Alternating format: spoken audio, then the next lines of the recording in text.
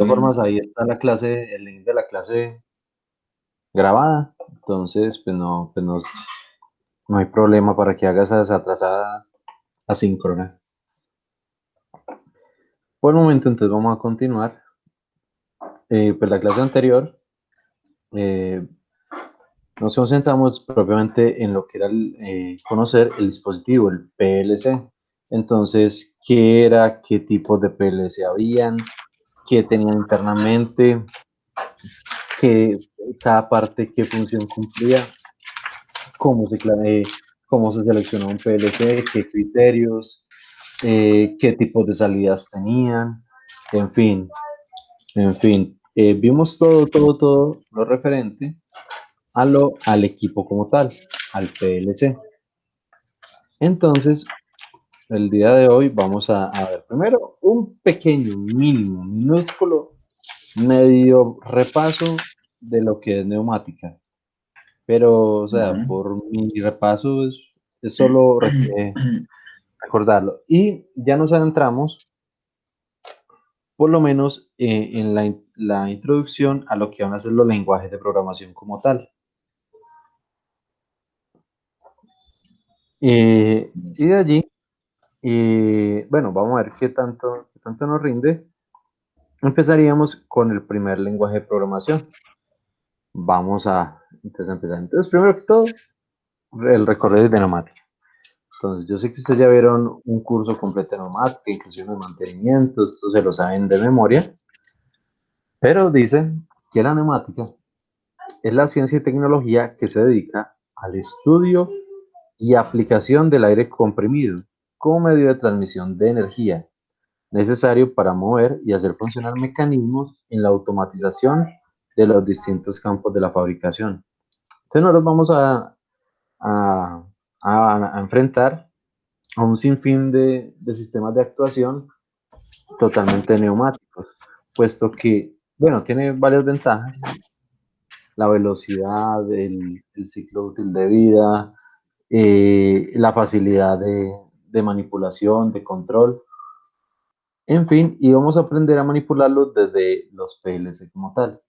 En el laboratorio, pues en la sala de manufactura, es 95% es neumática, ¿sí?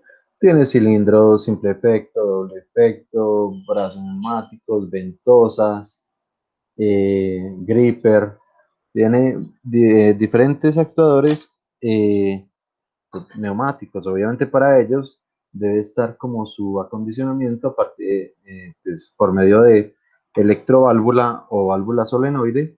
Sí, entonces ya dependiendo del tipo de actuador, entonces uno ya puede usar una 3x2, una 5x2, 5x3, en fin. Elementicos que de pronto ustedes ya conocen, por lo menos de forma teórica, no sé qué tanto practicaron pues, con estos elementos. Entonces, como ya lo mencionaba Profe, anteriormente, pues, sí, no, pues le iba a decir que pues en las clases de a mí hidráulica y neumática me las dio el profesor Solanilla. Estuvimos viendo con el programa ese de FluidSim, las ambas correcto. partes y vimos todo lo referente a las válvulas, sus accesorios, el funcionamiento y los tipos de sistemas que se pueden hacer. Bien, bien. Fue una o dos materias. Fueron las dos consecutivas, creo que fue la hidráulica y neumática las que se vieron. Ah, bien, no, bien, bien. Pues por lo menos en concepto tenemos pues está bien. Y qué tanto pudieron practicar? Pues toda la clase el profesor hacía como teoría, primero hacía teoría, después ya con el programa de FluidSim ya hacíamos, él nos pasaba la guía y nos pedía hacer los sistemas de acuerdo a lo que nos pedía con las válvulas y todo eso. Después Ya, nos ponía a ya. inventar sistemas que cumplieran cierto propósito y así. Ah, bueno, bien. Y en la parte física, entonces no han manejado mayor, o sea, físicamente pues sí no han hecho mayores prácticas. No, físicamente así como mirar una válvula y hacerla, ponerla a funcionar, no, profe. Ah, bueno, listo. Entonces, el primer día que vamos al laboratorio, sea cuando sea, Gran parte de eso, pues vamos a manipular, a manejar, y pues dependiendo del tiempo ya nos ponemos a programar todos esos sistemas neumáticos que ustedes ya conocen, pero pues que de pronto en la práctica no han trabajado así mucho. Entonces, la primera práctica es, digamos, el acercamiento y conocimiento de todas esas herramientas neumáticas, por lo menos de laboratorio. ¿Sí? Entonces, bueno, voy a ver, espere, yo le quiero preguntar a Erika antes de que se me olvide cuándo puedo empezar a solicitar laboratorios. Mm, Don Arbey, ¿cómo estamos para viajar desde el Tolima? Pues, profe, para lo del viaje yo estoy dispuesto digamos, a ir. Ya ahorita que en septiembre o ahorita casi finalizando el mes están diciendo que ya empiezan a quitarle las restricciones, pues apenas yo vea más o menos como un espaciecito y si se cuadra lo de las idas a los laboratorios, profe, yo hago planes de una vez para irme para Armenia. Ya, listo, bien. Sí, profe, nomás pues se tendría que fijar, pedir lo de la fecha y ya más o menos yo hago ahí para ir viajando porque tampoco puedo llegar como encima. Sí, sí. ¿Cuándo se va Aquí le estoy escribiendo a ver qué nos dicen más o menos de las fechas, cuándo podrían solicitando laboratorios. Listo. Entonces, pues obviamente eso tiene el uso de todos estos elementos neumáticos. Vamos a ver pues unas amplias ventajas. Sin embargo, aquí tenemos pues unas genéricas, por ejemplo, sencillez de los sistemas de mando. Sí, las válvulas y los cilindros realmente necesitan una solenoide. O sea, si estamos hablando de electroneumática, y si no, pues simplemente de sistemas de conmutación neumáticos. ¿Sí? Entonces, un switch neumático, un pulsador neumático, en fin, elementos simplemente que activen o conmuten los estados de los cilindros o demás elementos pneumáticos. Pero realmente son demasiado sencillos, pues el uso como tal. La rapidez de respuesta al sistema neumático también es bastante alta. Inclusive la velocidad, no solo de respuesta, sino la velocidad de los elementos se puede organizar de tal forma que responda en muy pocos segundos. Ahí ya el problema ya está de pronto es en que el soporte, que el proceso lo soporte o lo amerite. Y vamos a notar, por ejemplo, cuando estamos en el laboratorio trabajando con los brazos, pues que uno no los puede dejar al máximo, a la máxima velocidad, pues porque por la misma inercia golpearía los demás elementos, o pondría en peligro pues el proceso como tal. Entonces se debe compensar entre una velocidad eficiente del proceso y de los actuadores con la seguridad propiamente de que el actuador no vaya a afectar o a dañar ningún otro elemento. ¿Sí? Economía de los sistemas neumáticos una vez instalados. Eh, pues realmente, digamos que obviamente hay desgaste, hay elementos que se pueden averiar, pero todos esos elementos realmente son de cambio muy rápido, pero una vez instalado ya todo, la cometida neumática, los elementos, los fraccionadores, absolutamente todos los elementos, realmente se convierte en un sistema bastante eficiente y bastante económico.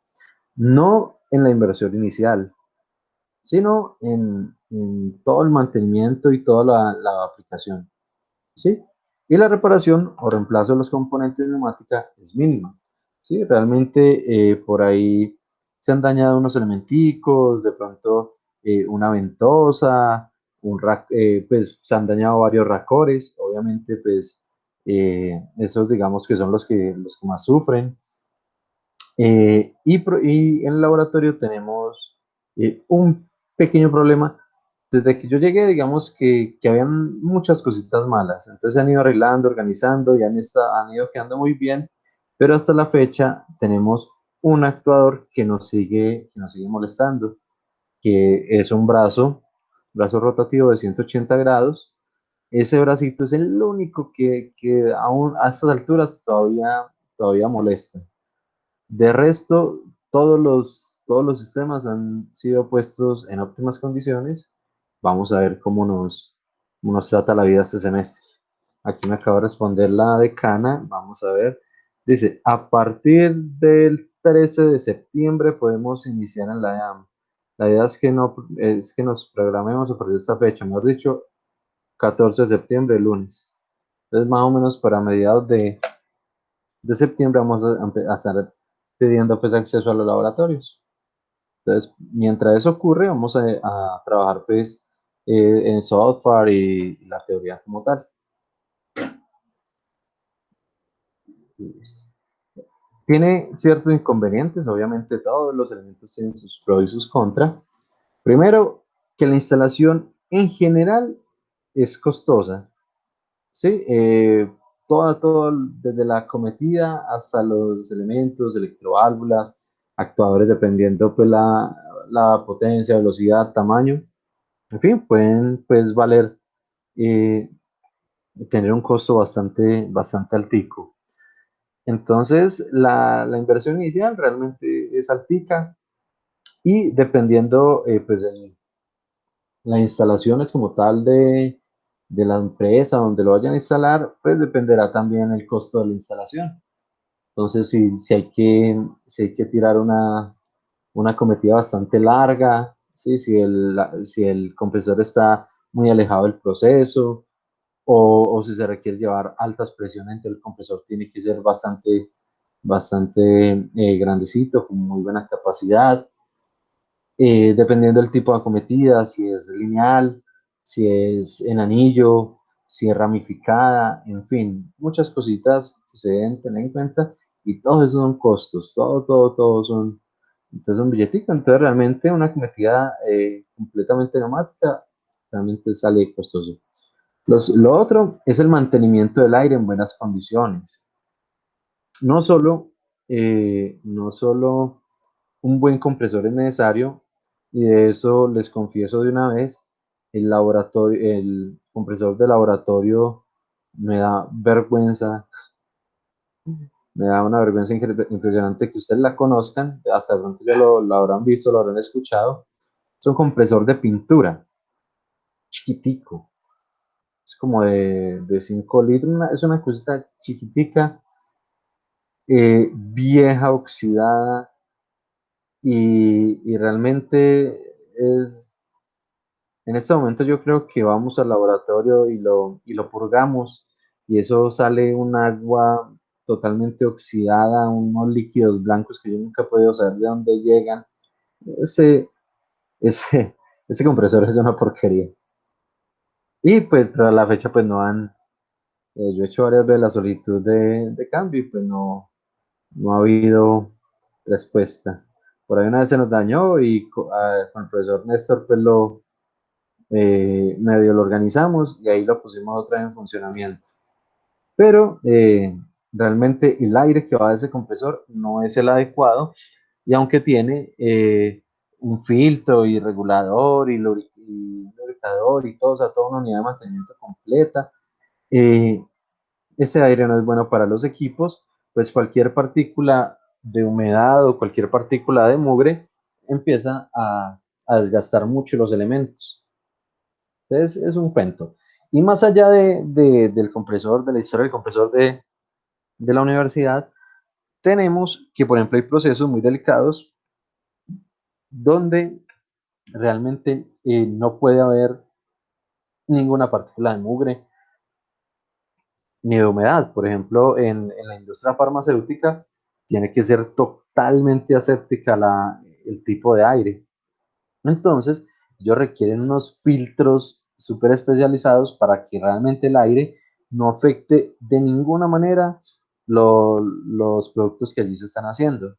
En otros procesos, también un poco más delicados, bueno, también delicados, puede que requieran eh, aire a cierta temperatura, ¿sí? Una cometida neumática o aire a cierta temperatura, entonces para esto hay unos sistemas, digamos, de calefacción del aire, ¿sí? Para que salga con unas características específicas. Hay, hay N, pues, condiciones. Y cada cosita de esas, pues para el mantenimiento de un buen aire, entonces vale una platica. Y digamos de lo más maluco es que los esquemas son a veces complejos de modificar y depurar, o sea, analizar.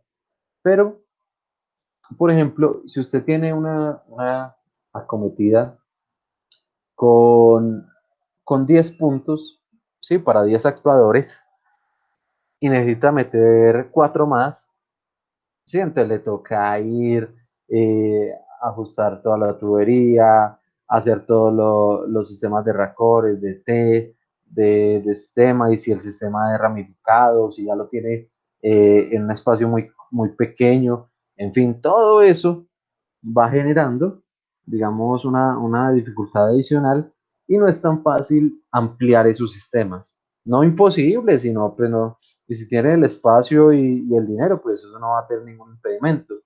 Pero pues no son tan rápidos, por lo menos de modificar. Sí, ahí se puede llevar uno un par de horas y dependiendo qué elementos son los que van a meter y el espacio disponible, de pronto un par de días. Lo repito, si tiene el tiempo y el dinero y el espacio, pues eso no va a tener. Aplicaciones, realmente aquí menciono algunas, pero las aplicaciones, vuelvo y digo, tal como los PLC, eso es casi limitado. Quedas a la imaginación del ingeniero, ¿sí? Y el tipo de solución al tipo de problema que sea. Entonces, lo primero, accionamiento de válvulas de aire, agua, productos químicos, accionamiento de puertas pesadas o calientes, ¿sí? Que realmente es un peligro dejarlo de forma manual, descarga de depósitos en la construcción, fabricación de acero, minería e industria química, apisonamiento en la colocación de hormigón, pinturas por pulverización, ahí es donde está nuestro compresor, debería ser solo para pintura, fijación y movimiento en la industria maderera, o realmente casi cualquiera, todos los sistemas, fijación de encolar, pegar en caliente, soldar plásticos, máquinas de soldadura eléctrica por puntos, máquinas de embotellado y envasado, manipuladores neumáticos, tornos de dentistas, y eso que por decir algunos, pero realmente, ya le había dicho, eso es casi limitado. La clase anterior yo le había mostrado a Arbey mi proyecto de grado, de pregrado hace unos añitos, ya hace una década, y digo eso y me da como miedo.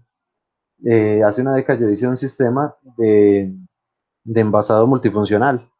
Sistemita que tomaba botellas de cualquier referencia, botellas PET, las lavaba, las llenaba, las sellaba, las juntaba, monitoreaba, hacía pues varios procesos.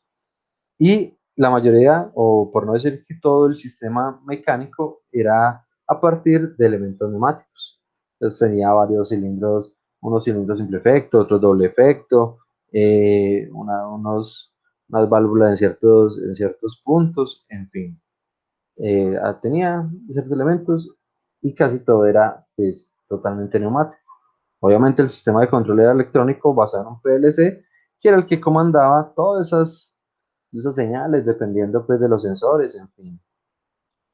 Pero la neumática realmente eh, es una tecnología, un apoyo gigantesco a todo lo que es la automatización industrial.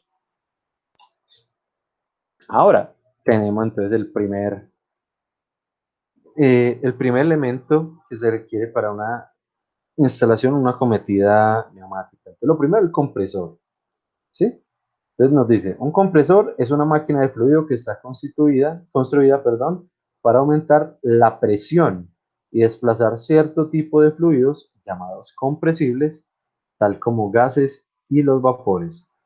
Esto se realiza a través del intercambio de energía entre la máquina y el fluido, en el cual el trabajo ejercido por el compresor es transferido a la sustancia que pasa por él, convirtiéndose en energía de flujo, aumentando su presión y energía cinética, impulsándola a fluir.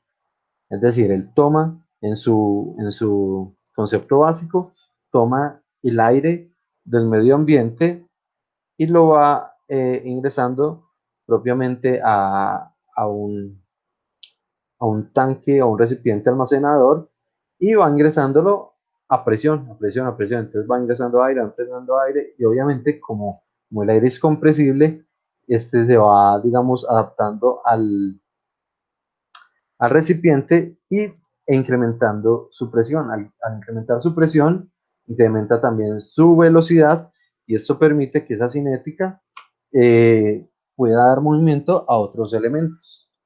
¿Sí? Entonces ahí tenemos dos compresores. ¿Qué tipo de compresores hay? ¿Cuáles recuerdan? Profe, la verdad, nosotros vimos algunos compresores como sencillos, pero solo algunos, digamos, compresor de tornillo, compresor de, ¿cómo se llama?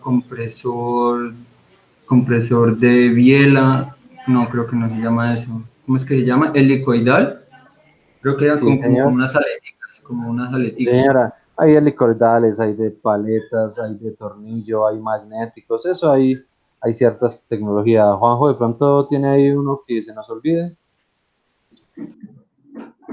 Profe, de engranes no hay, de engranes, sí, engranajes. De engranajes, pues hay unos helicoidales, pues los engranajes son helicoidales como Bueno, tal, para bueno, sí, ese. si eso es hacer mucho más eficiente pues el ingreso del aire. Sí, entonces hay de diferentes sistemas. Por ejemplo, no sé si han escuchado, en la vía Tebaida hay una empresa que se llama Printex. Esta empresa Sí, Printex es la que le maquila el sistema de producción de ropa a Jeff para esta zona del país. ¿Sí? Ellos tienen una cantidad de máquinas tejedoras totalmente neumáticas de varias decenas de actuadores, ¿sí? Por no decir de varios cientos, ¿sí? Entonces una máquina de esas puede tener 120, 140 sistemas de aguja, ¿sí? Para tejer propiamente las prendas. Y tienen toda una sala por ahí con unas 50 máquinas. ¿Sí? Entonces, realmente la cantidad de aire que se requiere ahí es bastante y de muy buena calidad. A ellos, una empresa alemana les dio en comodato, o sea, como en préstamo, dos compresores magnéticos. Estos compresores magnéticos tienen el tamaño, por ejemplo, del laboratorio 406, donde están las CNC, 407. No sé si han estado ahí. Sí, donde están el laboratorio más o menos de tamaño es el compresor, así de grande y de alto. Sí, son compresores que pues yo realmente no he podido sentarme pues como a estudiar, no me ha dado el tiempo, pero son compresores de una eficiencia gigantesca y puede llegar a unas presiones muy, muy altas para que el flujo sea constante sin pérdida o caída de presión, obviamente nominal o de trabajo, pues el compresor está muy por encima de ese valor.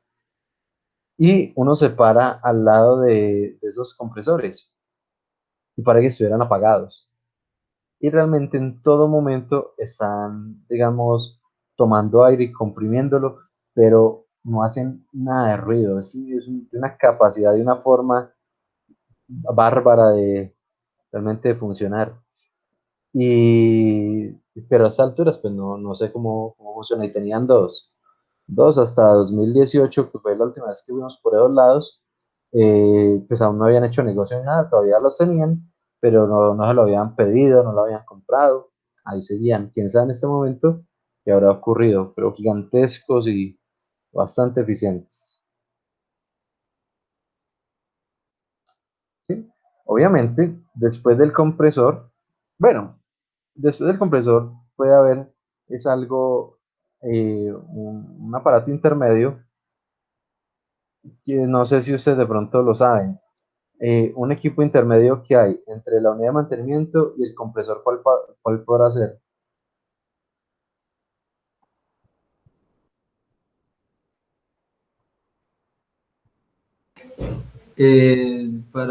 Entre el compresor y la unidad de mantenimiento, Bueno, el manómetro no es porque la unidad de mantenimiento usualmente trae un manómetro. Correcto, esa no es. Debería ser como algo de almacenamiento, un Perfecto. almacenamiento. Tal cual, excelente, Don Arbey. Resulta que dependiendo de la capacidad del compresor, sí, por ejemplo, nuestro compresor de la universidad es una miseria, pero entonces, como no quisieron comprar otro compresor, yo hice la solicitud, por lo menos, de un tanque intermedio. Ese tanque intermedio es llamado un pulmón. Sí, el pulmón es simplemente un recipiente adicional al compresor que también se llena, entonces como si fuera, como si se le sumara la capacidad al compresor para incrementar la capacidad de este y evitar las caídas de presión ya cuando esté trabajando en proceso. ¿Sí? Eso es un segundo tanque y ese es denominado pulmón. Entonces ese sí, pues la universidad lo, lo compró, lo instalaron, cuando vayamos lo vemos y, y es para incrementar pues la capacidad. Entonces está el compresor y luego el pulmón. Luego de estos viene la unidad de mantenimiento. Pues ustedes ya se lo saben mejor que yo, pero pues ahí muy por encima nos dice, las impurezas en forma de partículas de suciedad u óxido, residuos de aceite, lubricante y humedad dan origen muchas veces a averías en las instalaciones neumáticas y a la destrucción de los elementos neumáticos. Para poder reducir el daño debido a las impurezas del aire, se utiliza la unidad de mantenimiento, el cual consta de un filtro de aire, un regulador de presión y un lubricador de aceite. ¿Sí? Entonces ustedes ya creo que lo han manejado. Entonces la primera parte o el primer componente es el aire. Entonces nos dice, el filtro de aire tiene la misión de extraer del aire comprimido circulante todas las impurezas y el agua condensada. En los procesos de automatización neumática se tiende cada vez a miniaturizar los elementos, pues obviamente por problemas de espacio, fabricarlos con materiales y procedimientos con los que pretende el empleo cada vez menor de los lubricantes. Entonces hay unos elementos, inclusive que se llaman autolubricados, para poder evitar por lo menos la tercera etapa, que es el lubricador. Sin embargo, en su concepto básico están los tres. Entonces, el primero, que es el filtro, entonces literalmente tiene un filtro, es decir, una malla de de cierta área, ¿sí? Con una mallita de cierta área muy pequeñita que captura todos los elementos, impurezas, mugre y demás del aire del que viene del compresor, ¿sí? El compresor, si uno lo deja cargado, eh, el aire que le queda internamente, por ejemplo, con el frío de la noche, se empieza a condensar. Se empieza a condensar ese aire que tiene obviamente una gran cantidad de agua vaporizada, se convierte en agua. Si usted no purga esa agua, si no la saca antes de empezar a usar el compresor, esa agua va a ir directamente a la cometida neumática, a los equipos. Primer, digamos, el primer elemento que medio contiene esa agua, pues es el filtro. Inclusive es bastante eficiente, pues, y uno puede ver cómo el agua se va acumulando en el filtro. Y uno dice, hijo, mucha, toda esa agua iba a ir para el sistema. Sí, dependiendo de qué tanto se use. Además de impurezas de óxido, mugre. Sin embargo, y dependiendo pues el gasto, pues cuánto se ha gastado el filtro, qué tan podría estar el agua así, o sea, qué tan mal está el compresor y todo, obviamente este no es capaz de tomar de eliminar el 100% de las impurezas y partículas pasarán. Entonces, pues tener un filtro es una pequeña seguridad de que podemos medio extender la vida útil si el compresor no es muy bueno. Si el compresor es bueno, ¿sí? Y el filtro también es bueno, entonces usted va a asegurar también un aire muy adecuado para el manejo de todos los equipos sin que se vayan a dañar. Tenemos el segundo elemento que es el regulador de presión. Entonces nos dice, Los reguladores de presión son aparatos de gran importancia en aplicaciones neumáticas. Normalmente son llamados manorreductores, que son en realidad reguladores de presión. Y el cuento de manorreductores es porque tiene un manómetro, es decir, un visualizador de carátula que le permite pues, a uno conocer el valor actual de la presión. ¿Sí? Entonces, pues uno ahí pronto entra en confusión con el término. ¿Sí? Al ingresar el aire,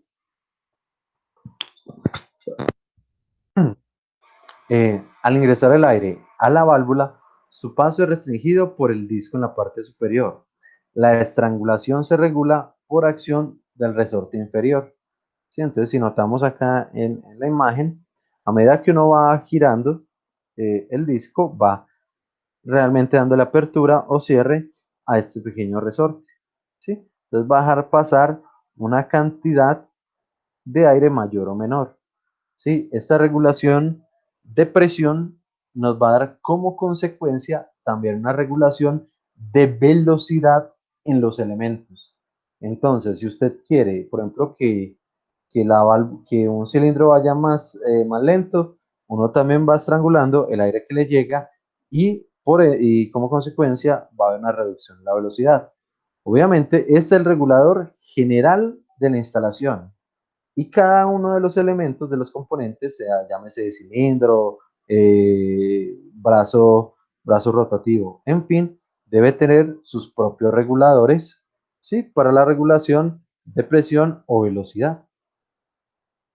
Pero digamos que este de la unidad de mantenimiento es genérico para toda la instalación. Y me falta el tercero, que no lo tenía acá, que es el lubricador de aceite. Ese lubricador a veces es un problema porque debe estar muy bien calibrado, ¿sí? Si usted lo, si usted le da muy poco paso de aceite, ¿sí? Eh, es decir, casi no le llega lubricante a los actuadores, estos se van a resecar y van a empezar a presentar desgaste interno, especialmente los que mayor movimiento tengan, ¿sí? Como son los cilindros y los brazos. Entonces, si tiene muy poquito, realmente va a empezar a presentar un desgaste muy rápido. Y el otro caso, que es aún a veces más delicado, es exceso de aceite. Entonces, no falta el que, no, venga, yo lo calibro también. Y entonces lo abre bastante y pasa mucho flujo de aceite. Este flujo llega a los actuadores y pues al principio no va a haber mucho problema, pero entre mayor cantidad de aceite le llegue, obviamente va a saturar el elemento. Y dependiendo si la fricción del dispositivo se está calentando, ese aceite se va a empezar a volver es como una masa. ¿Sí? Ese aceite se va a volver ahí una masilla que va a empezar es a frenar el elemento y eso sí es peor. Ahí sí toca destapar los cilindros, destapar toda todo el dispositivo, empezar a limpiarlo, empezar a limpiarlo con alcohol o con elementos que deshagan esa masa hasta dejar nuevamente el equipo funcional. Pero entonces están los dos casos, cuando dejan muy poquito paso de aceite o cuando dejan mucho paso de aceite. ¿Sí? Entonces hay una medida, digamos, explícita para que el sistema funcione bien, pero no se nos sature. ¿Preguntas hasta allí? ¿O el repaso está apenas para recordar y bobaditas varias? Sí, profe, está bien. Sí, profe, hasta ahí. Excelente. Listo. Entonces, ahora vamos a empezar ya con un pequeño recorderis de configuraciones básicas electrónicas. Y es que, digamos que hace unos años, yo les mencionaba en algún momento, había unos gabinetes que eran los de cableado secuencial para el control automatizado de los elementos. Eran gabinetes grandotes y todos. Y por ejemplo, combinaciones básicas como esta eran las que se hacían. Sí, obviamente estas son las básicas de las muy básicas. Entonces, por ejemplo, tenemos arriba este primer elemento, un circuito en serie. Obviamente ustedes lo conocen, lo han manejado y todo. Tenemos una fuente y un actuador que puede ser una luz, un bombillo, en fin. Y tenemos dos elementos en serie, dos switches, ¿sí? Y acá una pequeña tabla de la verdad que inclusive se ve muy miserable, me disculpan ahí por el tamaño, sí, pero más que eso es más como por la explicación. Y lo segundo es que yo sé que ustedes conocen muy bien esto y realmente es que esta diapositiva era para un curso de industrial, ¿sí? Eh, alguna vez le dicté este mismo curso a como un séptimo semestre de industrial y pues obviamente ellos como no manejan ni siquiera estos conceptos básicos, pues yo la puse ahí y pues se quedó porque me gustaba como medio recordar las cositas. Pues por ejemplo, acá tenemos un circuito en serie que si nosotros habláramos de compuertas lógicas, esto sería una compuerta tipo ¿qué?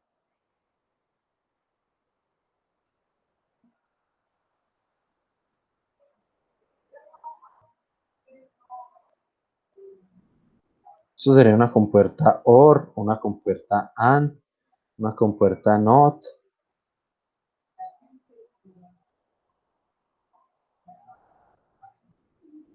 ¿Qué tipo de configuración son dos switches en serie?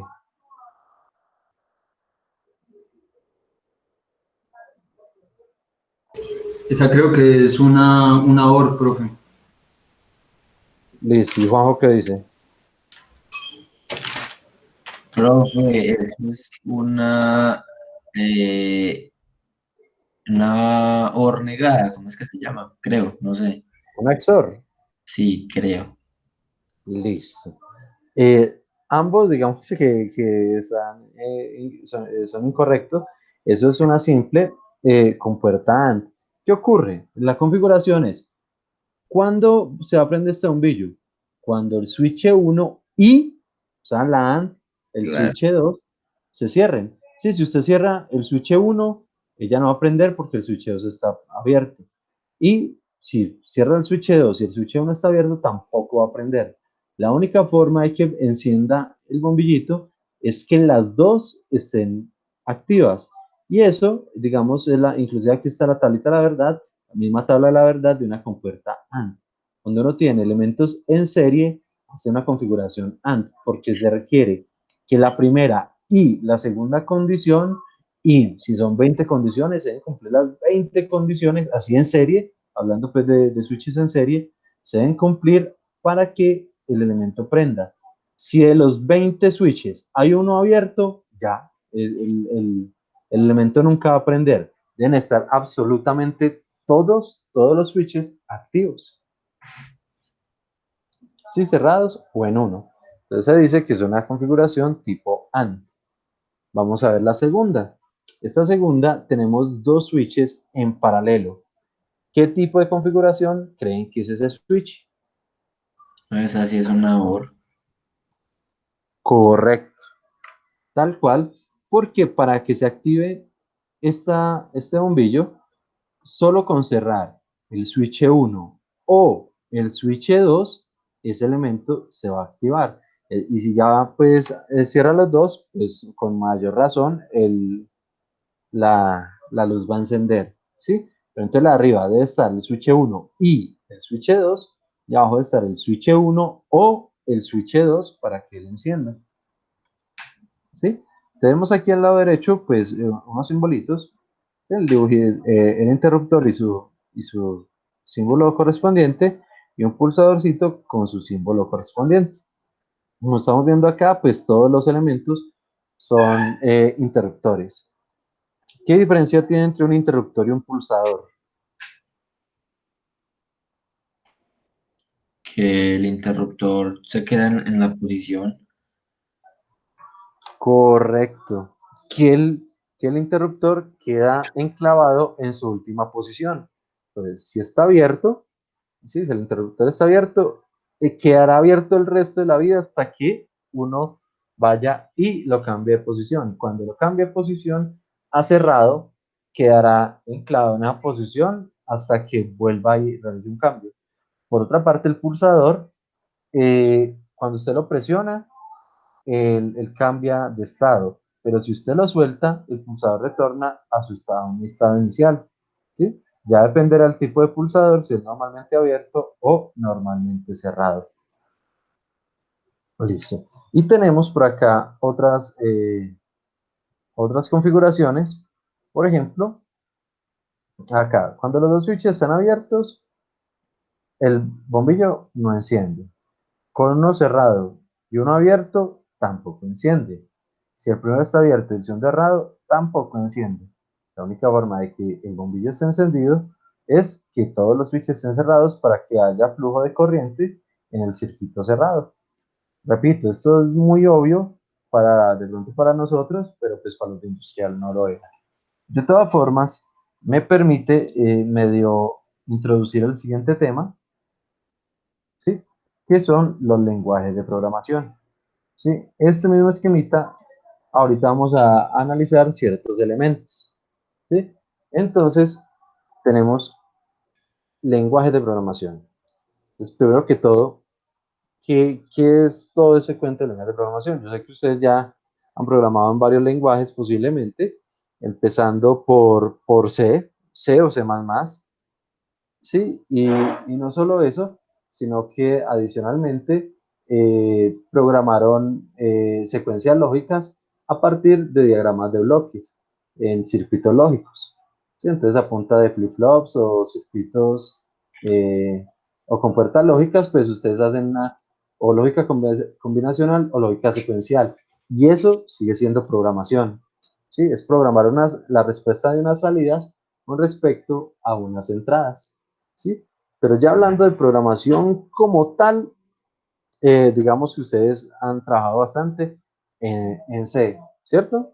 Están, ¿sí todos recuerdan, sí recuerdan C? Sí, profe, ahí se recuerdan, pues digamos más o menos la forma de operar en C. Listo. Juanjo, de pronto en la UTP, ¿qué programan algún otro lenguaje? Profe, allá en la UTP programaban en C++, En- pero sí, el semestre pasado acá vi lenguaje de programación en C y ya. eso me hizo sufrir. Mucha diferencia. Claro, profe, allá no está tan enfocado en la programación y acá tuvieron como una confusión con el cambio, con la, ¿cómo decirlo? Con la homologación de ellos que son de semestre de transición. Ya, sí, sí. Entonces la programación que ellos iban a ver, pues el Pensum, ya ellos ya lo habían visto. Entonces Arley dijo, no, sigamos con programación avanzada. Acá el único inconveniente es el compañero Juan José y pues él, no, pues yo intento nivelarme y mucho nivel. Fue complicado. Bueno, lo bueno es que pues aquí vamos a programar desde cero, entonces no hay problema. Aquí no hay compañeros más versados que otros. Listo. Adicionalmente, pues aparte del lenguaje C, está el lenguaje ensamblador que ustedes van a ver en microcontroladores. Está el lenguaje, por ejemplo, Python, ¿sí? Muy similar al lenguaje utilizado por el software MATLAB, que también tiene su propio lenguaje. Sí, tenemos Java, tenemos los lenguajes provenientes de PLC, que son 5 estandarizados. En fin, tenemos VHDL para programar las FPGAs. No, eso hay N lenguajes para todos los diferentes dispositivos. ¿Sí? Entonces, realmente saber programar es, digamos, un requisito para el ingeniero actual. Es obligatorio saber programar por lo menos en un par de lenguajes. Sí, no, aquí vamos a aprender varios, por lo menos para estos equipos industriales. Entonces, nos dice que un programa es un conjunto de instrucciones elementales, ¿sí? Y que esas instrucciones son un conjunto de operandos y operadores. que los operadores son particulares para cada lenguaje. Eso es obvio, cada lenguaje va a tener su sintaxis totalmente diferente de otros y pues entre ellos pueden haber de pronto algunas similitudes, pero en general todos los operadores de los diferentes lenguajes son diferentes, ¿sí? Pero los operandos sí van a ser los mismos, es indiferente el tipo de lenguaje con que usted programe, usted va a tener unas entradas y unas salidas, ¿sí? Sean digitales o sean analógicas. Sí, sean datos, sean voltajes, sea lo que sea, usted va a tener unas entradas y unas salidas. Y además, esos operandos pueden tener módulos de estructuras, digamos, un poquito más complejas que simplemente entradas y salidas. Pueden tener, por ejemplo, contadores, temporizadores, desplazadores, memorias, marcas, banderas o tags. ¿Sí? O sea, ya dependiendo el tipo de lenguaje, puede tener uno mucha mayor cantidad de herramientas que en otros. ¿Sí? Entonces, pues hay unos lenguajes que permiten hacer corrimientos de memoria, desplazamiento de datos, tratamiento a 2 o 4 bytes, eh, temporizadores ilimitados, temporizadores de alta velocidad, en fin, dependerá mucho el tipo de sistema que use, también será muy necesario utilizar un tipo de programación específica como tal. Hay varias formas como se ejecutan los programas, indiferente del tipo de programación. Sí, digamos, la forma como esa programación se ejecuta, se podría decir. La primera y que es la más común es la cíclica. ¿Sí? Esa es la más simple y simplemente se recorre una serie de instrucciones. Cuando llega al final, vuelve e inicia. Y está en esa misma forma de lectura de forma constante, de forma indefinida. O tenemos, por ejemplo, una programación o ejecución por eventos. Es decir, que un elemento, una instrucción o una línea de programación solo se ejecutará si hay un evento que la active. ¿Sí? Por ejemplo, como las interrupciones que ustedes van a ver ahorita cuando programen micros. Juanjo ya vio micros o la está viendo este semestre. La estoy viendo este semestre. Con Don Arbey, ¿cierto? Sí, con Arley. Bueno, con Arbey, el compañero, y Arley, el profesor. Ah, No, no, profe, yo ya vi micros, yo ya los vi el semestre pasado. Ah, ya, o sea que en este momento está viendo micros 2. No, esa no la pude ver. Ya, listo. Bueno, pues entonces, al igual que en interrupciones, ¿sí? Cada vez que ejecuta una interrupción, no importa en qué parte del programa esté, el programa brinque la interrupción para hacer, digamos, la instrucción ahí programada. Es, digamos, como una instrucción prioritaria. ¿Sí? No importa dónde esté el programa, apenas se activa una interrupción, ¡pum!, él vuela para allá. ¿Sí? Podemos tener también la ejecución periódica, es decir, por periodos definidos de tiempo como tal, o una combinación de ambas, periódica y por eventos de forma simultánea. Entonces, dependerá, por ejemplo, los PLC tienen las cuatro, ¿sí? Tienen las 4 formas de ejecutar, ya dependerá el lenguaje y lo que usted está programando como tal. ¿Sí? ¿Hasta acá alguna pregunta? ¿Vamos bien? Sí, profe, ahí vamos. Excelente, sí, profe, muy bien. excelente. Bien. Entonces, todos ellos, obviamente, tienen la finalidad de generar el código, un código propio que haga alguna función específica, ¿sí? Para que sea ejecutado en cualquier CPU, cualquier procesador, sea de un micro, sea de una FPGA, sea de un Arduino, sea de una Raspberry, sea lo que sea, pero en este caso, pues obviamente en la CPU del PLC. Entonces, tenemos 5 lenguajes, todos estandarizados bajo la norma IS 1131. Recuerden que esa es la misma, bueno, recuerden, no, a don Arbe que sí vino la clase pasada, sabe que la norma que estandariza o que regula los PLC es la 1131 y la 1131 raya 3 ya es la que regula estos 5 lenguajes de programación. ¿Sí? Tenemos 5 acá. Primero, algo que se llama listado de instrucciones. Digamos que ese listado de instrucciones es la traducción de lo que ustedes conocen normalmente como lenguaje ensamblador o lenguaje de máquina. Es el lenguaje de más bajo nivel, puesto que tiene unos operadores bastante limitados. ¿Sí? Realmente solo tiene ciertas operaciones matemáticas y a partir de esta uno debe empezar a generar todas las demás. ¿Sí? Entonces no tiene mayores librerías, o sea, es un lenguaje totalmente básico. ¿Sí? Es el lenguaje ensamblador. No sé qué tan fácil le dio a Arbey programar en ensamblador. No, pero pues imagínense, ese ensamblador lo vimos todo el semestre del semestre pasado lo vimos virtual. Eso, hacer esa programación virtual sí fue muy difícil, fue un poco tedioso. Fue muerto. Y no alcanzan a programar en C. Pues en C, nosotros vimos el curso en C en la primera, como al segundo o tercer semestre. Y ahorita pues con micros no vimos mucho en eso, solo No, hicimos los exacto. programas. Pero programar el micro en C. No. No, pero que no hicimos eso. Ah, bueno, listo. No, pues aprender el ensamblador es bastante importante y yo les confieso acá, yo no sé programar en ensamblador, puesto que nunca recibí un curso de ello.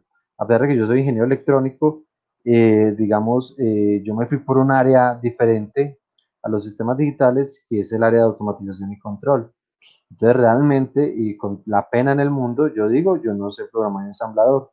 Y lo peor es que tampoco he tenido el berraco tiempo para poderme sentar. Alguna vez lo medio miré, pero no, realmente no, el tiempo no me dio como para ahondar. De pronto algunas instrucciones básicas de prender un LED, activar una salidita, en fin, pero ya pues de programación seria y todo, no la sé hacer. Pero entonces el listado de instrucciones es la traducción de ese lenguaje ensamblador para los PLC. Luego tenemos un lenguaje que es el texto estructurado, ¿sí? Que digamos que ya es la traducción del lenguaje C, ¿sí? Y tiene unos elementicos adicionales de C++, digamos que esa es la combinación y traducción de estos lenguajes. Tenemos otra, que es el FBD o diagrama de bloques funcionales, que simplemente tiene como su traducción a programación por bloques lógicos, ¿sí? Entonces ya todo lo que se manejaba en circuitos secuenciales digitales, pues también tiene su traducción del lenguaje. Entonces uno también puede programar en los PLC a partir de estos elementos. Tenemos un cuarto lenguaje, que es este de acá, que es el más común de todos.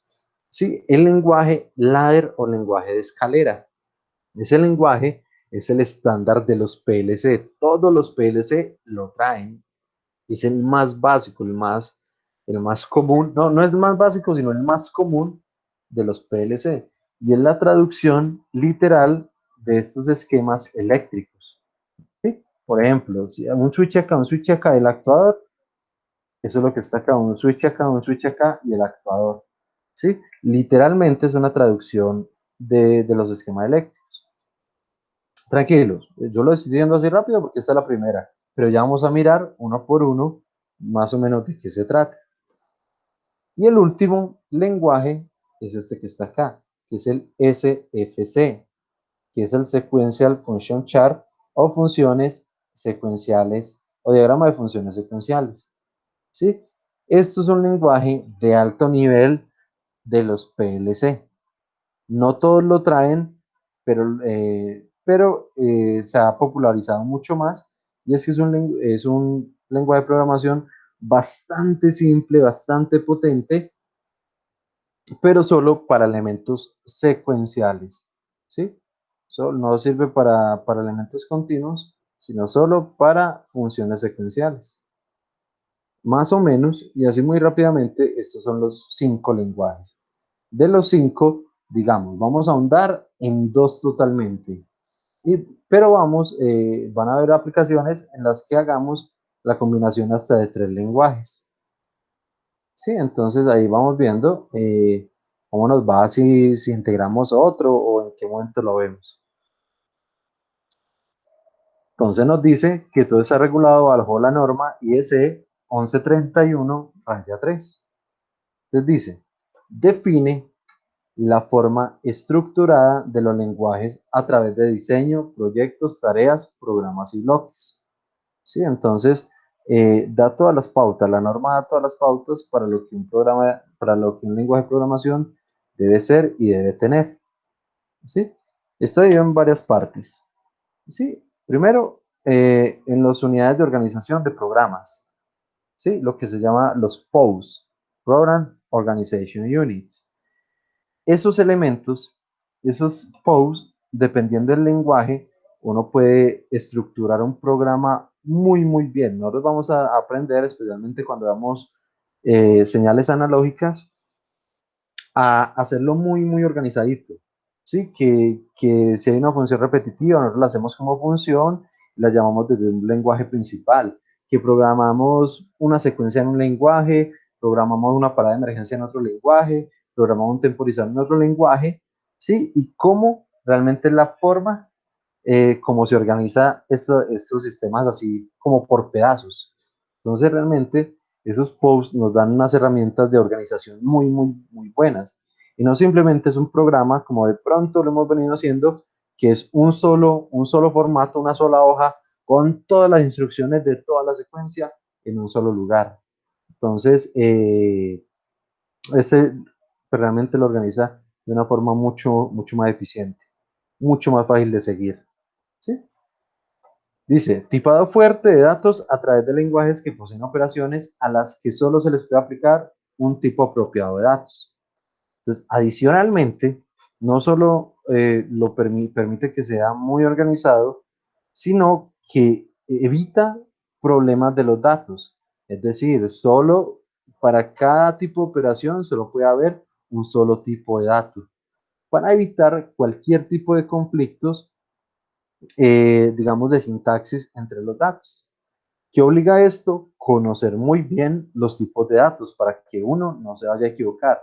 Sin embargo, los software ya son tan buenos, ¿sí? Tan interactivos, que apenas uno pone algo mal, le dice, no se puede. Sí, ahí me lo pone en rojo. Entonces uno medio acerca y dice, no, vea, el tipo de datos para este tipo de funciones, esta. Entonces ya va siendo como muy interactivo. ¿Sí? Entonces no, tampoco después no vaya a preocupar por eso. Control de ejecución a través de tareas. Entonces, ya no solo uno programa elementos puntuales, sino que ya programa tareas para realizar, pues dependiendo cómo lo programe. Y descripción del comportamiento secuencial complejo de un proceso a través de este lenguaje SFC. ¿Sí? Este nosotros nos le vamos a dedicar un buen tiempo. ¿Sí? Inclusive creo que vamos a usar un software exclusivo para él. Entonces, vamos a ver, a mí me tocó estudiar una cosita adicional que no he podido mirar, pero sé que sé que se puede hacer para unir uno de los software que vamos a usar. Teniendo todo esto en mente, entonces ya empezamos. El primero, lista de instrucciones o listado de instrucciones. En inglés, instruction list, ¿sí? De sus siglas, entonces pruebo las siglas IL. ¿Sí? Es un tipo de lenguaje ensamblador. El vuelve y juega, entonces eso es puro ensamblador. Y pues Juanjo, qué pecado le va a tocar sufrir. A mí realmente tampoco me gusta. Si a Arbey de pronto le pareció maluquita pues la forma así virtual, créame que presencial no lo iba a disfrutar tampoco más. Sí, el lenguaje no es ni es intuitivo, ni es tan manejable. Entonces es un poquito pesado, ¿sí? Sino que el que maneje bien ensamblador programa lo que sea, ¿sí? Porque como tiene las funciones bajas, o sea, en un nivel bajo, puede hacer lo que quiera. Mientras que los que programan un poquito más arriba, por ejemplo, en C, si no está la librería o si no está, no hay forma de recrearla, ya quedan embalados, ¿sí? Porque no tienen forma de programar más bajo lo que cualquier cosa que ustedes deseen. El lenguaje ensamblador es el más maluquito, pero el más poderoso de todos. Sí, por eso es en el que se enfoca el profe profe Arley. Y pues para que el muchacho es bastante bueno en lo que hace con ensamblador. Sí, los programas, bueno, y dice, con repertorio muy reducido de instrucciones. Entonces, esos tiene solo suma, resta, multiplicación, división, módulo y unas cuantas cositas de más. Y con eso usted debe hacer todo. Todo lo que usted se le venga en mente, con eso es lo que debe hacer. ¿Sí? Los programas utilizan un estilo muy similar al empleado por los lenguajes ensamblador, es decir, de máquina. Este tipo de lenguaje es una transcripción elemental e inmediata de las instrucciones del lenguaje máquina, que están representadas por expresiones mnemotécnicas. Este cuento de mnemotécnicas se refiere a simplemente expresiones muy cortas. Ya vamos a ver un poquito. Y se suele aplicar para pequeñas aplicaciones y para optimizar partes de una aplicación. Sí, ya le digo, por ejemplo, si no existe la función, si el software de Siemens, estamos programando, y no tiene una instrucción por allá de pronto que necesitamos algo que haga raro, una secuencia de valores, algo diferente, pues nosotros la podemos hacer en lista de instrucciones. Por ejemplo, por algún motivo vamos a hacer la serie de Fibonacci. Sí, ejemplo básico de programación, serie de Fibonacci. Una serie de Fibonacci, pues no está como una librería ahí de PLC. Entonces, si uno la quiere hacer, pues la puede hacer en este listado de instrucciones y simplemente subirla. ¿Sí? Más o menos, entonces vamos a tener este ejemplo.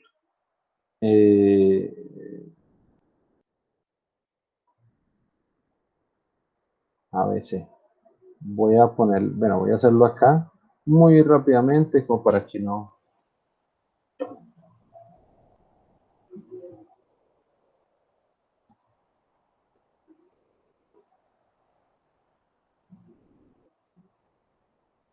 Listo. Entonces, por ejemplo, tenemos la fuente, tenemos dos elementos, un switch A, un switch A y un switch B, A normalmente abierto y B normalmente cerrado. ¿Sí? Y esto va a encender un actuador que digamos va a ser una lámpara. ¿Sí? Entonces, muchachos, ¿qué hay que hacer para encender esta lámpara? Tener los dos interruptores conectados. Correcto, cerrados. Es decir, que en este momento lo único que faltaría sería activar A. ¿Sí? O si desactivo B, que se me olvidó ponerle el nombre, ¿sí? Digamos que el actuador se llame C. ¿Sí? A y B son las condiciones, son los switches, y C va a ser el actuador. Bien, entonces vamos a basarnos en este ejemplito para medio visualizar los tipos de lenguaje. Es que tenemos A normalmente abierto, B normalmente cerrado y C como la salida. Bien, entonces, ¿cómo programaríamos eso si fuera el lenguaje ensamblador? Entonces tenemos, por ejemplo, tenemos una señal A, ¿sí? Que va a estar en la misma sección, ¿sí? Y por eso el LD va, aquí dice,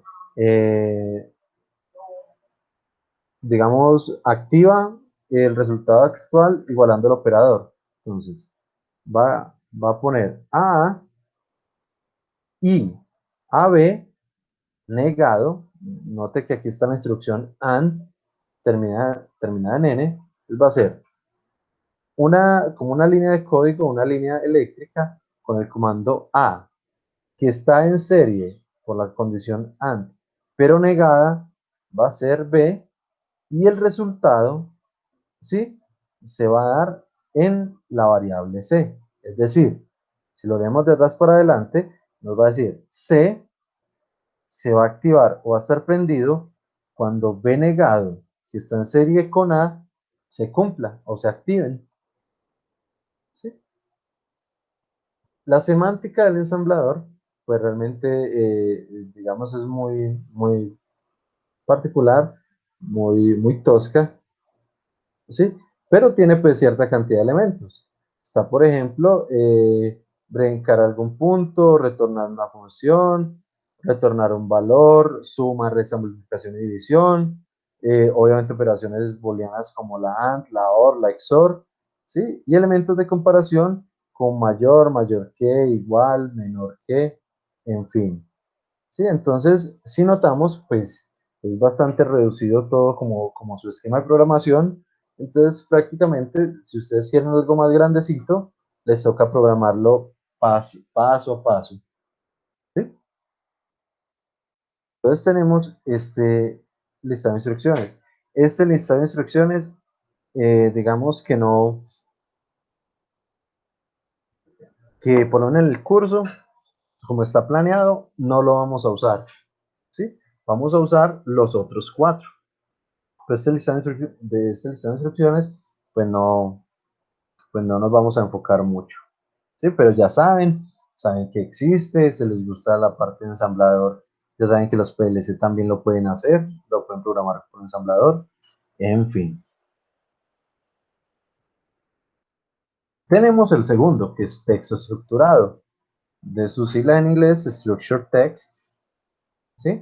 Nos dice, los lenguajes basados en texto estructurado facilitan la programación de procesos que requieren instrucciones complejas y cálculos muy grandes. Sintaxis similar a la de Pascal, pero Pascal, obviamente como papá de C, ¿sí? Voy a dejarlo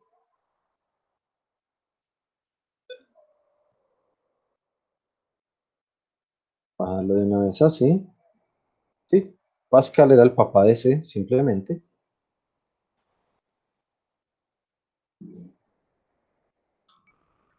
Entonces, sintaxis similar a la del lenguaje C, permitiendo la descripción estructurada de estructuras algorítmicas complejas. Entonces, bueno, este ya permite hacer no solo una programación más eficiente, sino que pues unos cálculos mucho más potentes, mucho más poderosos. Además, ya dependiendo del tipo de software que esté usando, ya hay unas librerías, pues digamos, para cálculos un poco más avanzados. ¿Sí? ¿Y cómo de programa? Pues ustedes ya saben que un programa C es una sucesión de enunciados para la asignación de variables, el control de funciones y bloque de función usando operadores, repeticiones y ejecuciones condicionales. Entonces, listo. Aquí, por ejemplo, mismo ejemplo.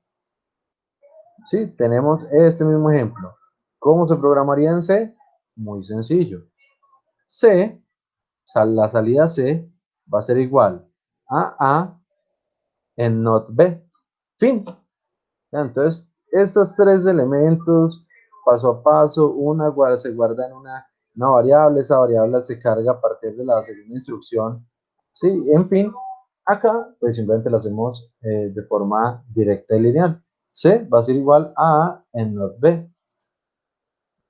¿Sí? Entonces tenemos una forma mucho más eficiente de programar, no tan poderosa, pero mucho más eficiente. Pero sí cobra valor para cálculos ya muy fuertes. Ahí sí ya tiene unas herramientas, digamos, más útiles que ensamblador o lista de instrucciones. Tiene unos operadores que son muy parecidos a los de C, a los de ensamblador, perdón, y a los de C también. Tiene multiplicación, división, módulo, suma, resta, comparaciones. Sí, tiene todos los operadores booleanos, la A, la OR, la XOR, en fin, y adicionalmente tiene lo que son los ciclos condicionales o ciclos, ¿sí? If, then, else, case, for, while, repeat until, en fin. Y con esto ya se permite generar secuencias mucho más grandes, más complejas, más robustas como tal. Muy parecido pues a lo que ustedes ya han programado. Entonces desde allí también podemos programar toda la secuencia de, de algún proceso específico. ¿Sí? ¿Preguntas hasta allí? No, profe, todo entendido. Excelente. Sí, profe. Perfecto. Vamos al tercer lenguaje de programación y volvemos al mismo ejemplito. ¿Sí? A abierto, B cerrado y tenemos la salida C. ¿Sí? Si notan, este ya es, digamos, como la traducción de lo que son los esquemas lógicos. Y nos dice, bueno, en primer lugar se llama esquema básico de funciones o Function Block Diagram, y sus siglas en inglés FBD. Dice, el diagrama de funciones, también conocido como esquema básico de funciones EBF o Function Block Diagram FBD, es un lenguaje gráfico. ¿Sí? Entonces empezamos, ya ahí no hay unas instrucciones pues por texto ni por palabras, sino que es un lenguaje gráfico por bloques. Dice, los programas son bloques cableados entre sí, de forma análoga al esquema de un circuito. Sí, un circuito lógico como tal. Tiene una interfaz entrada-salida bien definida, es decir, solo al lado izquierdo están las entradas, solo al lado izquierdo derecho están las salidas. Y además posee un código interno oculto. ¿Sí? Entonces yo voy a completar acá circuito lógico. Internamente obviamente están programados con el tipo de bloque que uno configure allí. Y si ya nos venimos, ese es nuestro propio ejemplo, A, B negado y C, entonces voy a tener que la salida C va a ser una configuración AND de una entrada A con una entrada B, pero negada. ¿Sí? Entonces, pues como pueden ver, es muy similar a lo que es la electrónica digital, a partir de compuertas. Sí, las reglas de ejecución, pues obviamente como es un lenguaje es por bloques, entonces dice, el bloque se ejecuta cuando todas sus entradas han sido evaluadas. ¿Sí? Entonces él mira todo lo que son entradas al lado izquierdo. Cuando ya las termina de revisar, ahí se empieza a ejecutarse o a evaluarse. Entonces dice, el bloque se evalúa por completo cuando se ha calculado todas sus salidas. Entonces él lee todas las entradas y calcula con respecto a esos valores, pues la salida. Y la evaluación de un conjunto de bloques termina cuando se calculan todas y cada una de las salidas. Entonces, por ejemplo, acá tenemos este esquemita, ¿sí? De 4 señales, 2 AND y un comparador. Entonces tenemos que lee todas las entradas y ejecuta las salidas, pero no solo basta con ejecutar estas dos salidas de aquí de la AND, sino hasta la última salida, ahí se dice que ya se ejecutó por completo la secuencia, ¿sí? Cuando lee todas las entradas y activa todas las salidas. Sí, tiene obviamente unas funciones, digamos, estándar, como aritméticas, numéricas, de selección, de comparación, de bloques de palabras o string para cadenas de caracteres, entre otras, temporizadores, contadores, en fin. Tiene una cantidad realmente grandecita pues, de bloques como tal, entonces realmente es bastante eficiente. ¿Sí? Y conocido si ustedes ya han manejado y han programado secuencias lógicas, sea unos circuitos combinacionales o circuitos secuenciales por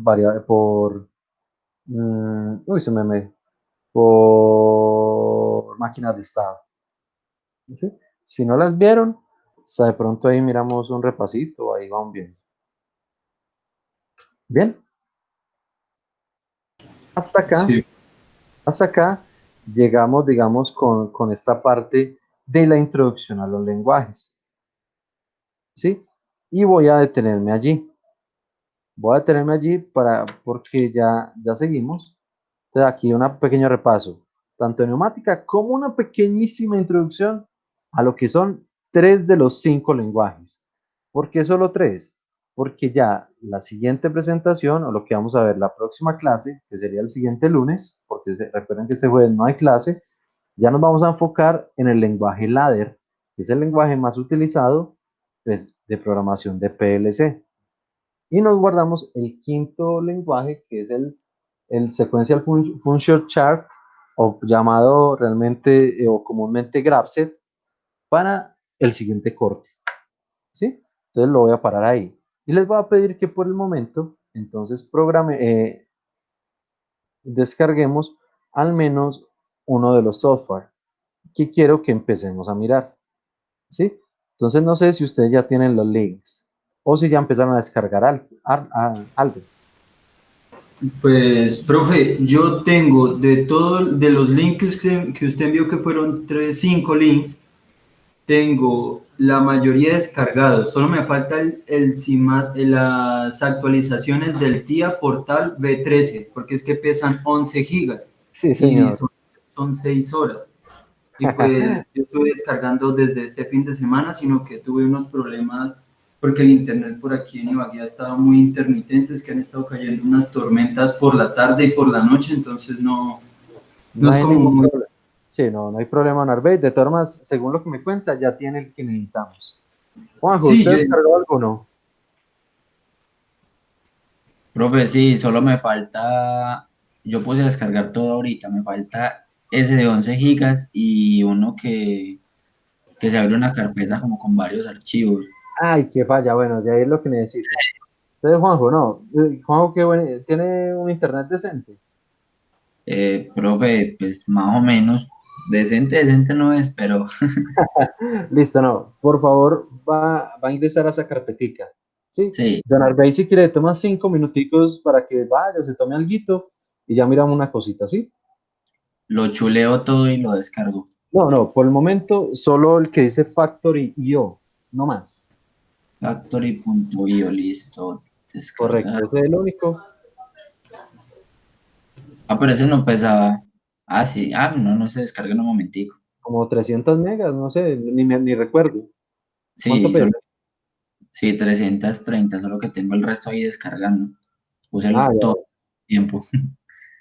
Esperemos que ese no. Ya le han aproximado de cuánto se demora descargando.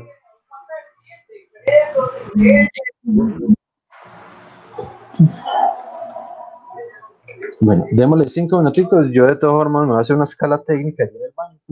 Pero Entonces, entonces me va a salir de la videollamada para que rinda más.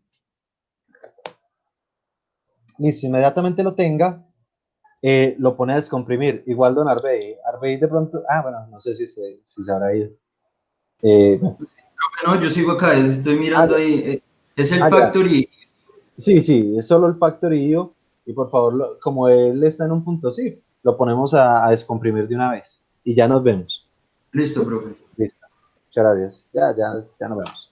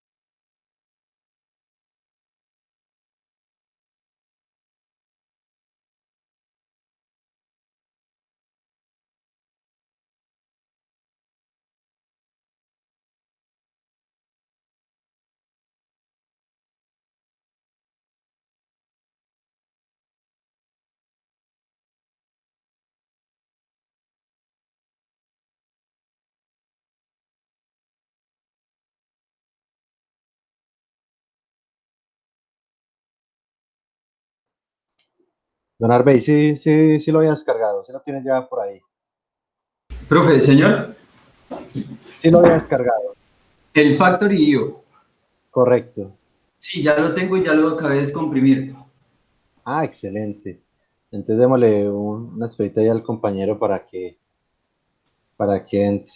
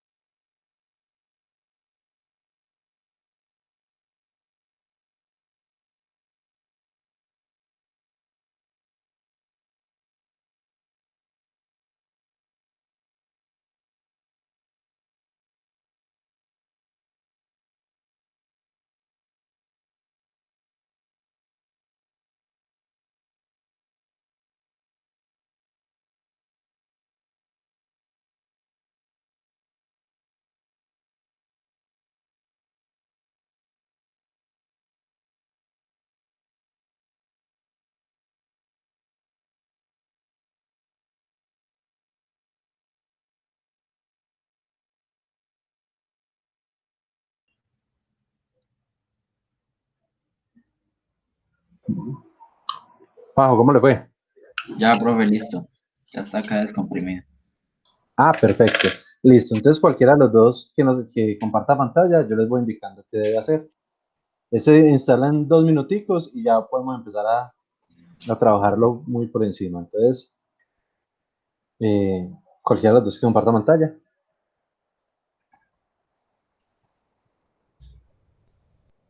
Bueno, profe, hágale. Yo De, haré.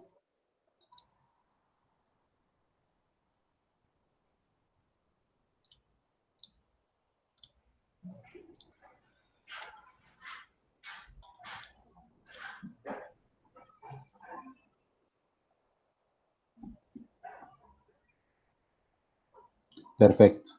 Listo, Narvey está conectado. Profe, sí, aquí estoy. Perfecto. Entonces, ¿qué vamos a hacer?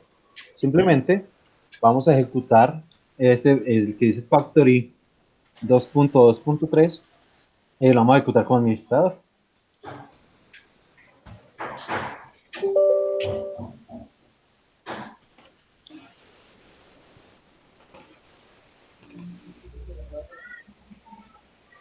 Aceptamos las condiciones si le sale y pues, lo ponen en su idioma favorito.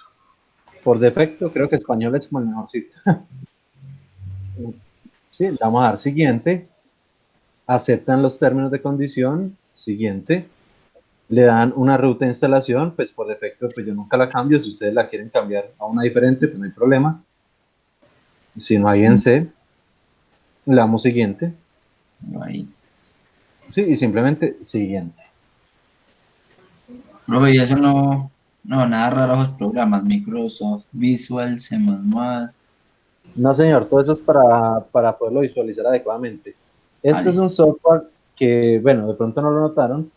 Eh, se instala una carpeta que se llama Real Games. Es un software diseñado por desarrolladores de videojuegos. Entonces van a notar la realidad pues, del software, un software de simulación industrial. Sí.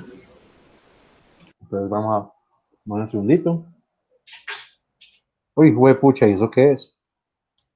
No, profe, para ponerlo para que ponga, es que eso mantiene con el procesador limitado, entonces para que instale rápido. Uy,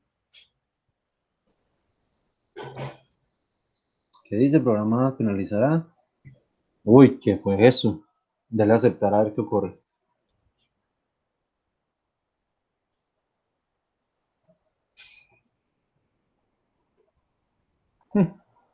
Vea pues, ¿a don Arbey le ha salido algún error?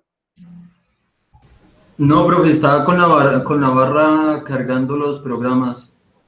Hasta el Listo, momento Juanjo. nada. Bien, bien, bien. Juanjo, de todas formas continúa instalando, entonces vamos a ver, esperemos que no nos vaya a generar mayor problema. De pronto fue un fallo ahí de comunicación con otro, con algún servicio o algo que no afecte. Esperemos que sea así. ya. Perfecto, y terminar. Démosle un momentico a Arbey que nos diga que también ya finalizó.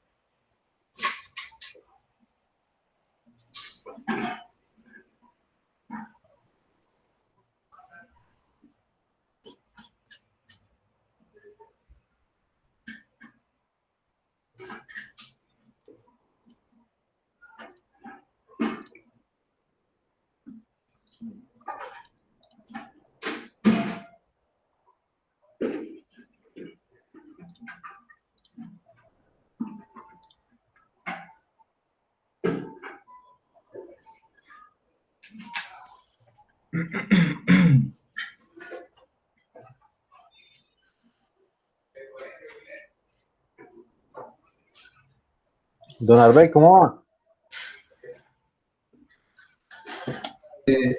Profe, me acabo de salir la misma ventanita de error que le salió a Juan José. Simplemente el Pero eso aceptar y ya. funciona. Sí, porque dice que es que no se reconoce como comando interno un programa ahí, como una código Bueno, de código. no hay ningún misterio. Aceptar y él Y termina. si se está instalando de nuevo.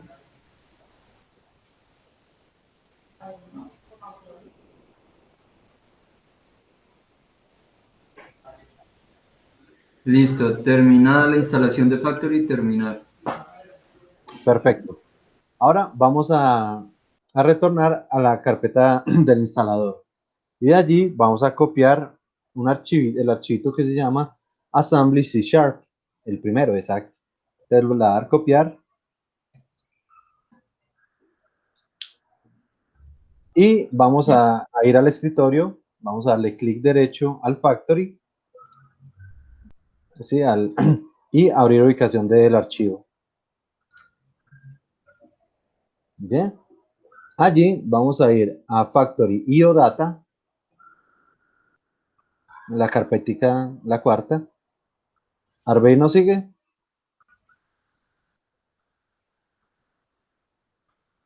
Profe, abrí ya la dirección del programa. Estoy ahí en la carpeta de la dirección. Listo. Entonces ahí ingresamos a Factory IO Data. Listo. Luego la primera carpeta que dice Manage. Y lo pegamos ahí. Él nos va a pedir permisos de administrador. Le decimos que sí.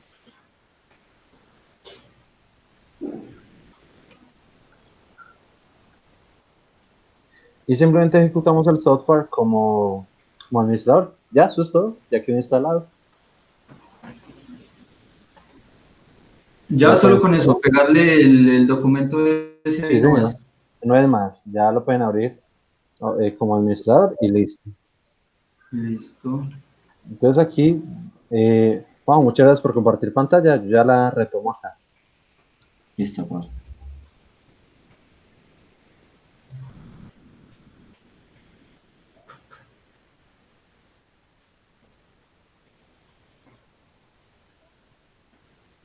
Listo. Cuando él inicia, debe aparecer, digamos, este signo de exclamación, aquí donde dice actualizaciones, creo. Y cuando él ya se valida, entonces ese simbolito desaparece. ¿Sí? Sin embargo, simplemente vamos a ir, ¿se les abrió? Aquí a la opción de nuevo. Y nos abre. Uy, se me instaló en inglés. Ah, no, no hay problema, no hay problema. Venimos a archivo, opciones. Bueno, el suyo sería File Options. No, pero se le digo que en nuevo, en nuevo. Nuevo. Sí, sí. Nuevo file, Tratar de ver. lenguaje. Sí, ya acá se puede Sí, cambiar. y ahí sí ya lo selecciona en español. Listo, ya. Listo. Entonces allí tenemos este que es el espacio de trabajo. Al lado derecho tenemos cierta cantidad de herramientas. ¿Sí? Tenemos bandas transportadoras, tenemos cajas, tenemos eh, cajones, medidores, tenemos sensores de peso, tenemos pistones, tenemos rodillos, tenemos brazos de 3 ejes, tenemos sensores capacitivos, inductivos, ópticos, un sensor de visión artificial, tenemos botones, tenemos potenciómetro, tenemos switches, tenemos de todo un poquito ahí, ¿sí? Entonces, eh, por ejemplo, vamos a empezar a reconocerlo un poquito. Tenemos, no, el tiempo no nos da. Entonces, por el momento, hagamos un ejercicio básico, ¿sí? Solo como por asegurarnos que esté bien. Vamos a coger una de las bandas que dice 6 metros. Sí, simplemente con clic sostenido la arrastramos hacia el espacio de trabajo.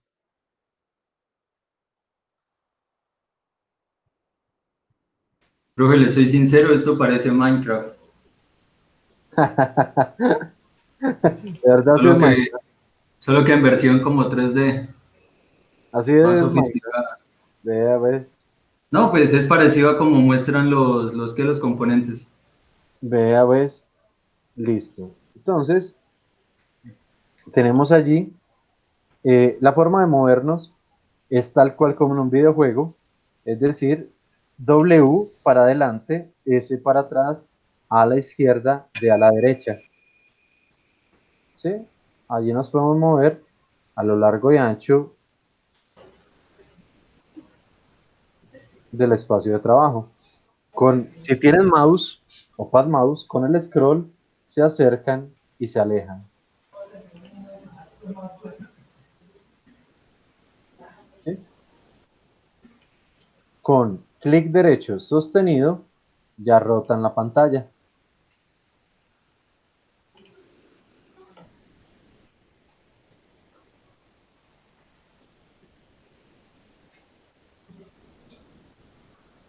Bien, ¿funcionó? Sí, señor, tal cual. Perfecto. Juanjo, ¿se puede mover sin problema?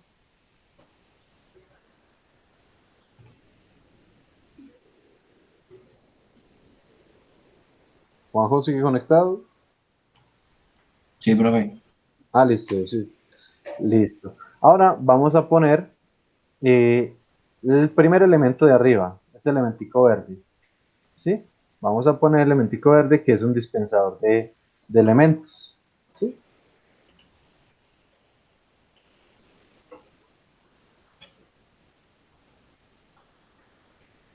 Bien. Listo. Entonces, le damos clic a ese elementico que acabamos de poner ahí.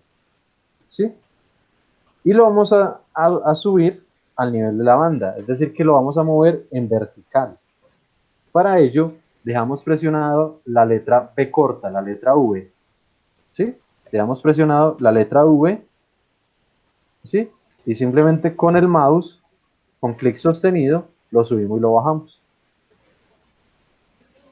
Profe, ¿puede repetir como los pasos? Ya lo coloqué al lado de la cinta transportadora. Listo. Entonces, le da clic, pues si nota originalmente, él está como punteadito. Si usted le da clic, él ya se vuelve como una línea continua. Sí, ¿Sí? Una vez le dé clic, suelta el mouse, ¿sí? O sea, solo es un clic y presiona la letra V, V corta. Esto es para el movimiento vertical. Y ya vuelva nuevamente con el clic sostenido, ya lo puede subir y bajar.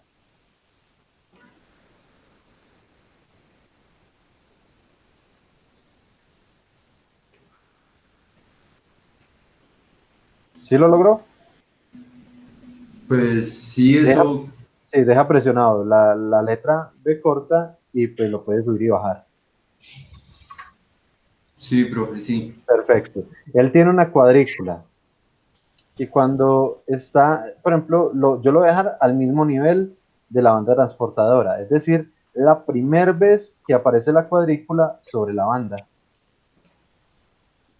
¿Sí? Entonces yo la voy a subir y la primera vez que aparece la cuadrícula sobre la banda, ya suelto ambos botones. ¿Sí? Y ahora, si el movimiento, si no le dejan sostenido la tecla B, ustedes pueden moverlo a lo largo y a lo ancho, pero no hacia arriba. Y yo lo voy a poner o lo voy a ubicar directamente sobre la banda. Sí, ya quedó. Perfecto. ¿Juanjo ya la puso? Sí, profe, ya. Bien. Ahora, van a notar aquí arriba, en la parte superior derecha, unos piñoncitos y como un dibujito de unas ondas. ¿Sí? Los piñoncitos, si usted lo activa o lo desactiva, noten que aparecen unos nombres sobre la banda. ¿Sí? ¿Mm? Sí, Bien.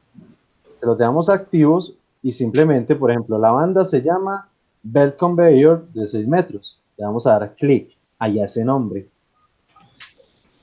¿Sí? Y se nos abre una ventana, una subventana, ¿sí? Una opcióncita ahí con el mismo nombre. Nosotros podemos cambiarle el nombre. Por ejemplo, yo lo voy a cambiar, lo voy a poner simplemente banda.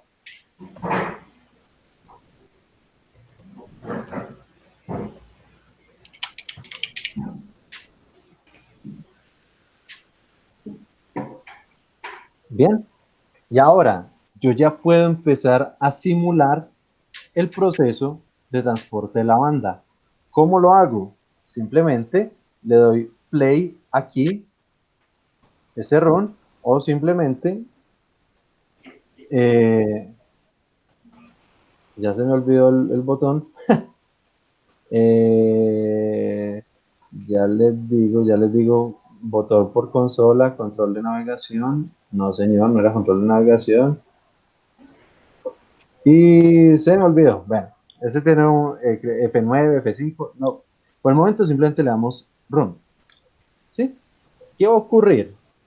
El dispensador, como está activo, dispensa la primera caja. ¿Cómo nosotros podemos activar la banda? Si notan, aquí donde dice banda, hay un botoncito verde, ¿sí? Como una interrogación, un botoncito. Si le damos clic ahí, la banda simplemente inicia. Cuando el elemento se sale del dispensador, simplemente envía otro elemento adicional. Sí, si lo queremos parar, simplemente le damos ahí en ese botoncito. Listo. ¿Qué pasa? El software es tan poderoso que nosotros podemos coger con el mouse una caja y podemos empezar a moverla. Y la física del software es tan fuerte que nosotros podemos coger las cajas, empezarlas a botar para un lado, para el otro, traerlas. ¿Sí? El proceso de simulación es perfecto. Sí, inclusive cuando se chocan, si yo pongo una banda que choque con otra, él la va a tumbar, ¿sí? O sea, realmente el trabajo físico, o sea, de física de los elementos está supremamente bien manejado, ¿sí? Cuando caen, tiene sonido, tiene todo lo que quieren. Bien, este es el software que vamos a manejar como base mientras no estemos en el laboratorio. Digamos que este es el software que nos va a ayudar a hacer las prácticas para que nos acerquemos como un poquito más a la realidad. ¿Sí? Y eso tiene de todo. La próxima clase no sé si lo vamos a trabajar, pero la próxima vez que lo veamos, pues vamos a aprender todo lo que tiene. Tiene bastantes sensores, ya les había comentado, inductivos, capacitivos, ópticos, tiene hasta uno de visión artificial. Entonces el software es bastante bueno. ¿Sí? Listo, muchachos, siendo la 1:48, vamos a dejar hasta acá. La próxima clase empezamos ya con el lenguaje de programación ladder y con la instalación de los software como tal. Entonces, muchachos, cualquier cosita nos estamos hablando. Feliz semana, como el jueves no nos vemos. Entonces, la única tarea que tienen es descargar los elementos como tal, los software como tal. ¿Bien? Listo, profe. Listo, profe. Listo, se cuidan, estamos hablando. Bueno, profe, hasta luego. Bueno, que estén bien. Chao.